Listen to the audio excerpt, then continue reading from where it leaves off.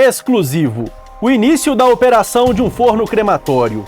Nós vamos entender nesta reportagem porque somente após 36 anos é que a cremação foi liberada por aqui. O maquinário utilizado na cremação.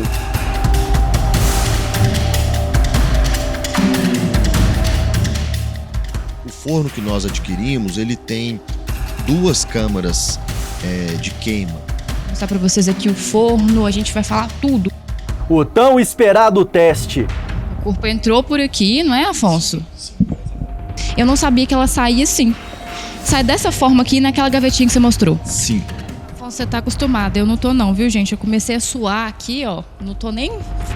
Ó, tá até difícil de pensar, porque a gente tá bem pertinho. Vamos arredar aqui até pra gente mostrar mais também? A preparação para que um crematório possa receber cadáveres. Uma vez credenciado a parte de documentação, o crematório teria que estar funcionando dentro de 12 meses. Informações curiosas. Pois o marca-passo, se entrar em contato com o forno, ele explode. Caso tenha que estar em fila de espera ou qualquer outro do tipo, a gente coloca na câmara fria e deixa lá até o momento da cremação ser realizada. Detalhes pouco revelados. É a parte de estudo de dispersão de gases. Você assiste a partir de agora os bastidores da cremação. Belo Horizonte tinha apenas um cemitério liberado para cremar corpos. Recentemente, outra necrópole particular conseguiu vencer a burocracia e obter a autorização para também oferecer o serviço. Eu sou Eberton Lopes e hoje eu vim te mostrar os detalhes do início da operação de um forno crematório humano em uma matéria muito interessante, produzida pela repórter Larissa Pimenta. Antes eu te peço, deixe o seu like, inscreva-se no canal e ative as notificações.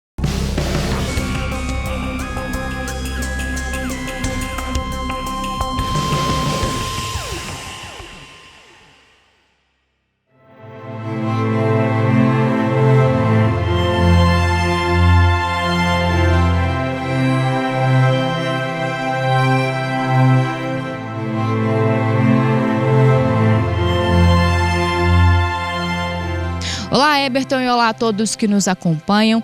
Nossa equipe está hoje aqui no Bosque da Esperança, cemitério parque que já existe desde 1988 e que só agora passou a oferecer o serviço de cremação. Nós vamos entender nesta reportagem porque somente após 36 anos é que a cremação foi liberada por aqui.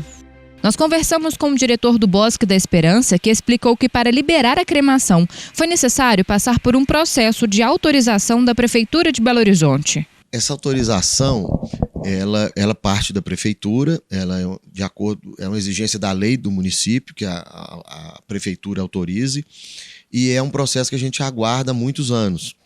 E por uma determinação até do Supremo Tribunal Federal, esse processo se iniciou em 2022, com o credenciamento dos interessados que sejam cemitérios particulares em Belo Horizonte, os interessados, e aí nós nos habilitamos nesse processo, apresentamos toda a documentação exigida e fomos, obviamente, aprovados, credenciados, e aí depois passa por todo um processo de construção, obviamente, licença ambiental, né? Estudos de impacto ambiental, etc., para ter a autorização final para funcionamento do crematório. Vocês já tinham todo o espaço preparado antes da autorização sair, justamente esperando mesmo, já estava tudo pronto e agora o serviço já está funcionando normal. Sim, começou a funcionar a partir de ontem, e o espaço, assim, nós tínhamos algumas áreas que a gente imaginava destinar para essa finalidade, mas até em função de uma questão que foi colocada pela Prefeitura, eles demoraram muito para fazer o processo, mas depois de feito o processo, eles queriam que o serviço fosse disponibilizado mais rapidamente. Então, eles colocaram uma condição de que, uma vez credenciado a parte de documentação, o crematório teria que estar funcionando dentro de 12 meses. Então a gente até tinha outras áreas que a gente gostaria de usar para essa finalidade, mas a gente acabou não usando essas outras áreas, porque aí dependeria de mais autorizações da prefeitura, que poderiam essas autorizações demorar de 1 a 2 anos, então não daria tempo da gente fazer nessas outras áreas. Então, nós fizemos numa área já existente, né, e fizemos toda a parte de estudo de impacto ambiental, toda a autorização, né, da licença ambiental nesse espaço, e a instalação do forno, que já está tudo pronto. O processo de cremação libera dióxido de carbono, um dos principais gases do efeito estufa. Então o cemitério precisa estar preparado para descartar de forma correta esses gases na atmosfera. Por isso é necessário uma licença ambiental para operar. Essa licença é muito importante para garantir que o funcionamento do forno ele não venha causar nenhum malefício para a comunidade, para a sociedade de uma forma geral, especificamente para a comunidade no entorno do crematório, né? Então é feito todo um estudo, principalmente a parte que eu acho mais relevante é a parte de estudo de dispersão de gases, né? Que é muito, muito importante e obviamente aqui nós não tivemos problema nenhum, mas é importante também ressaltar, Larissa, que os fornos hoje, são muito modernos e o forno que nós adquirimos, ele tem 2 câmaras de queima e então a primeira câmara é onde é feita a queima, né, do corpo com a urna, né, o caixão, a urna funerária que a gente chama, mas existe uma outra câmara em que os gases e eventual fuligem ou partículas que saem, que tem como subproduto desta primeira queima, nessa segunda câmara, essas partículas e gases eles são queimados. Tanto que a temperatura da segunda câmara é muito superior à da primeira, exatamente para não deixar passar nada. Então, o que sai na chaminé do forno é um ar com pouquíssimo presença de outros minerais e tal, então assim, é um gás que não causa nenhum malefício à sociedade e no nosso caso especificamente, que o forno é novo e acabamos de implantar e fizemos o primeiro teste, os índices estão assim, muito, muito abaixo do tolerado, então está muito tranquilo. Isso dá para ser monitorado durante mesmo a cremação? Existe esse aparelho mesmo? Vocês estão falando que estão abaixo? Então dá para ir monitorando? Sim, o monitoramento é feito durante uma cremação. Obviamente, essa primeira, como a gente estava fazendo para obter a licença ambiental, ela não foi feita, obviamente, com um corpo de um ser humano, né? Ela foi feita com a carcaça de animais para fazer o teste, segundo a própria norma estabelece. Mas a própria prefeitura também, de uma forma muito diligente e correta, exige que a gente faça novos testes periodicamente para garantir que o padrão de funcionamento continua dentro das normas e sem causar qualquer impacto negativo para a sociedade.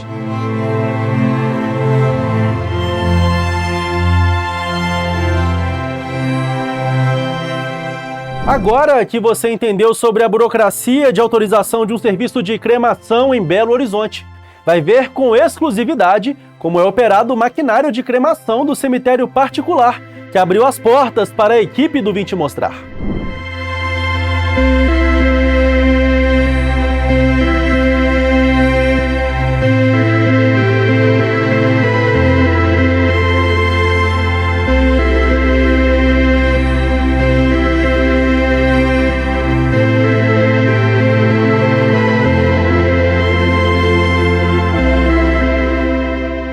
Pessoal, nossa equipe de reportagem recebeu da diretoria do Bosque da Esperança uma autorização para entrar aqui na sala de cremação. Vou mostrar para vocês aqui o forno, a gente vai falar tudo, mas é claro que quem vai explicar para a gente é um especialista, que é o Afonso Marques, que é operador de forno. Afonso, conta para a gente, né? É uma novidade aqui no Bosque da Esperança, mas você já tem um tempo que faz esse tipo de serviço, né? Olá, tudo bem? Boa tarde. Sim, eu já tenho uma certa experiência na área, já atuava nessa área antes e agora com a inicialização do Bosque vai ser só uma oportunidade de trazer tanto o meu conhecimento como fazer parte dessa expansão que está sendo no momento. Afonso, a gente está vendo que aqui é um pouquinho quente, né? Mas não igual outras, que inclusive nosso canal já visitou, outras salas de cremação. Agora conta pra gente, a qual temperatura vai esse forno aqui? O forno, na parte interna, na câmara primária, que é a parte onde é realizada as cremações, o forno pode chegar na casa dos seus 800 graus para começo de operação, e isso pode subir até cerca de 1.200 graus, aí ela desarma e começa a resfriar por motivos de segurança e integridade do forno. Na câmara secundária, que é a parte onde faz a queima de gases, essa temperatura já é de 850. Ela dá uma variada para cima também, para poder fazer todo o processo de não gerar nenhum tipo de poluente na atmosfera.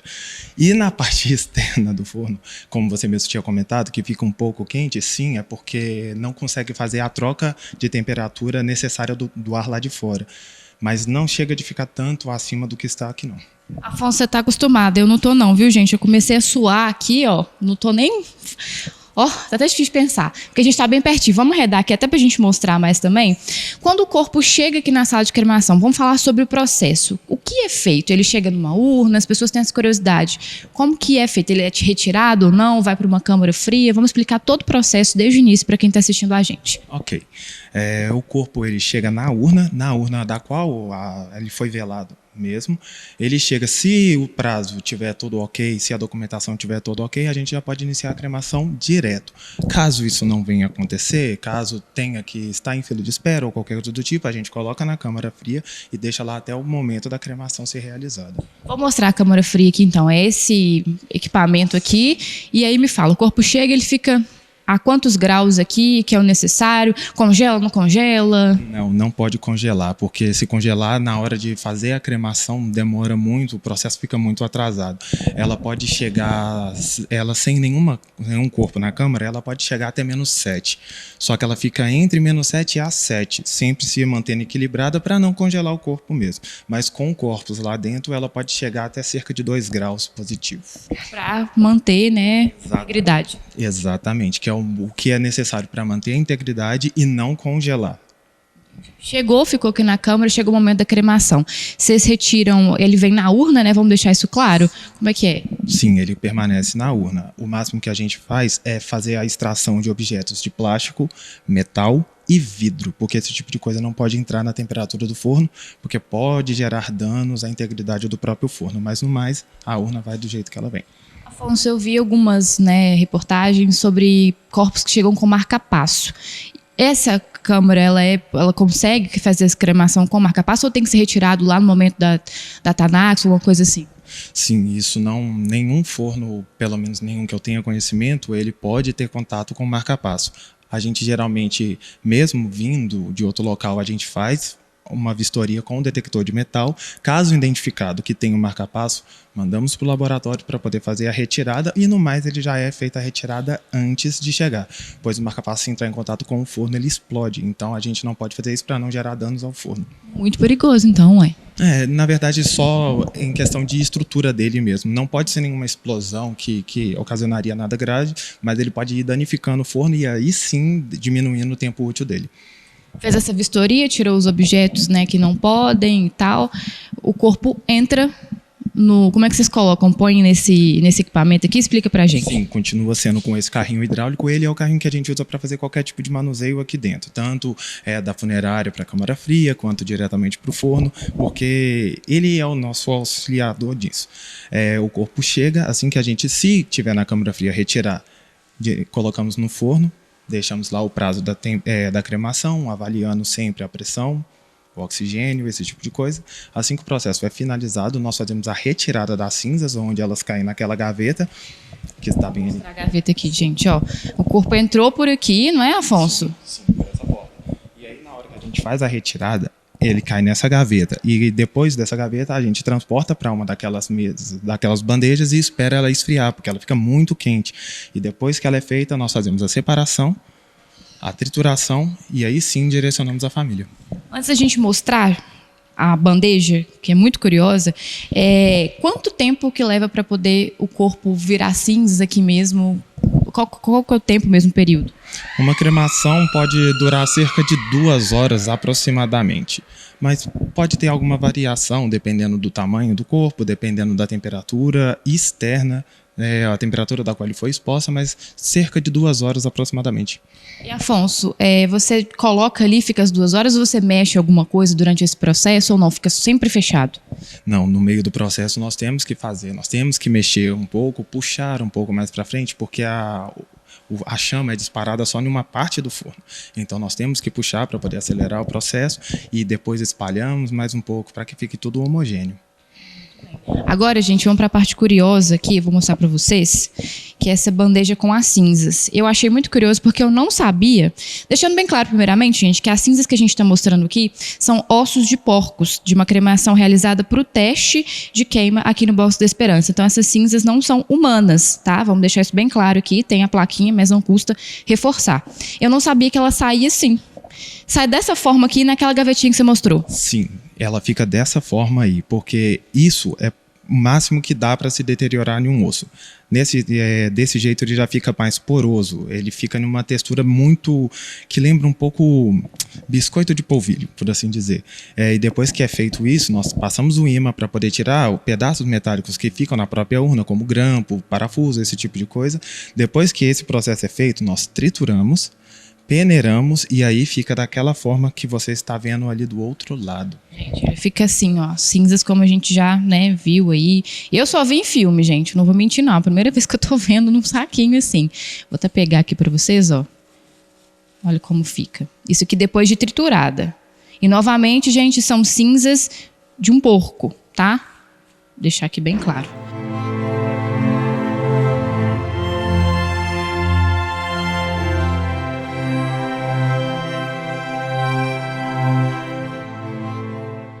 Nós já mostramos aqui no canal outros 2 crematórios. Se você ainda não assistiu, clique no card que aparece agora na sua tela.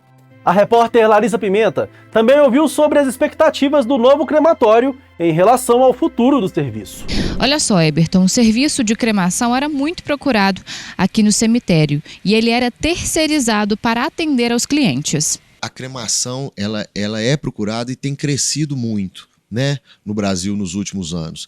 Eu digo sempre que a função do Bosque não é escolher para o cliente, sim oferecer todas as alternativas para que o cliente escolha de acordo com sua crença familiar, religiosa, etc. Mas o fato da gente não ter o crematório próprio nos deixava um pouco mais limitado nessa oferta. A gente até oferecia cremação com alguns parceiros e tal, mas a gente tendo o nosso crematório próprio, a gente tem muito mais condição, né, de prestar um serviço melhor para as famílias. Então agora eu digo que o Bosque agora está completo, porque a gente, a partir de ontem, a gente consegue atender as famílias em todas as suas necessidades no momento de luto.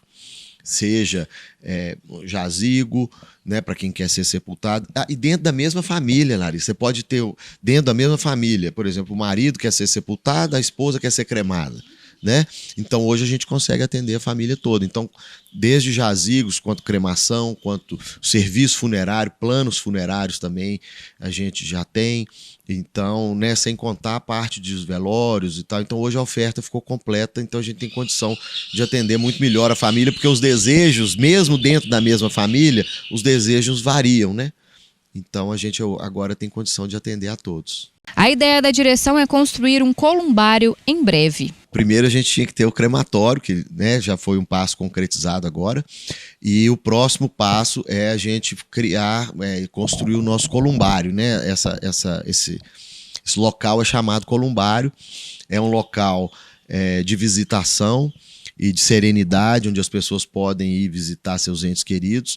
E então as pessoas usam o espaço do columbário para deixar lá as urnas cinerárias, que são as urnas que ficam com as cinzas, e poder ter um lugar para visitar e tal. Então esse é o próximo passo do Bosque. A gente vai dar mais espaço, se Deus quiser, em breve.